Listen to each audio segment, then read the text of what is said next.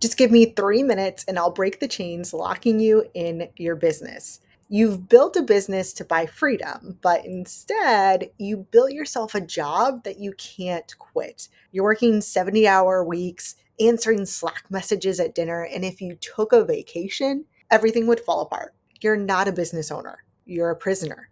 And I'm going to give you the keys to your freedom. You ready for this?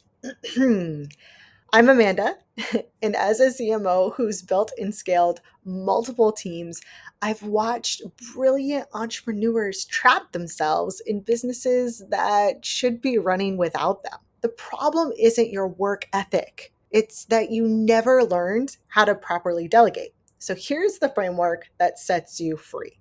Here's why you're stuck. You think delegation means asking someone to help you. It doesn't. That's task dumping.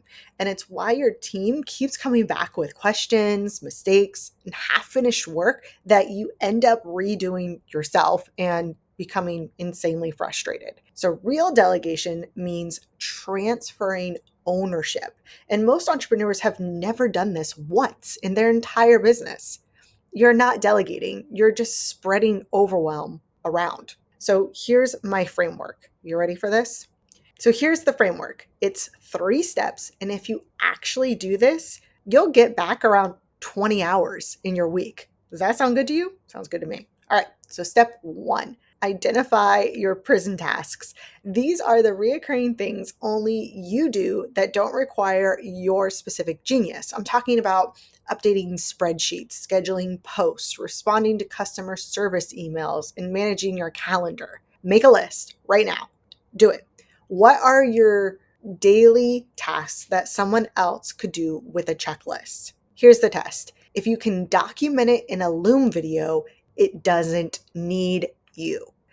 That's your prison task list. Most business owners have 15 to 20 of these things eating up 20 to 30 hours a week. And here's the brutal truth that you don't want to hear, but you need to. Every hour you spend on these tasks is an hour you're not spending on strategy, growth, or high level work that actually scales your business. You're stealing from yourself. You're stealing from your team.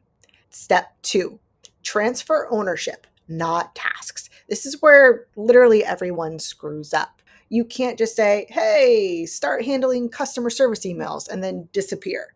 No, you need to transfer context, decision-making authority, and outcomes. So here's how. Record yourself doing the task once while explaining your thinking as you do it. Not just the steps, but why you make each decision, what you're looking for, what success looks like. Then give them the authority to make the decisions within clear boundaries. Set guidelines for them. Instead of, can I respond to this customer this way? They should know for a refund request under $100, you have full authority to approve. Over 100, loop me in, or whatever that looks like for you in your business. You're not creating helpers, you're creating owners, and owners don't need you to hold their hand. Step 3 is build the trust through systems, not people. You don't trust your team because you don't have systems. And without systems, everything depends on you remembering to check, to follow up, to catch mistakes. That's a lot of time and pressure and stress. Create checklists, build SOPs, set up review processes, use project management tools. When there's a system, you can trust the system instead of having to trust that Sarah remembered everything. Poor Sarah, she can't remember anything.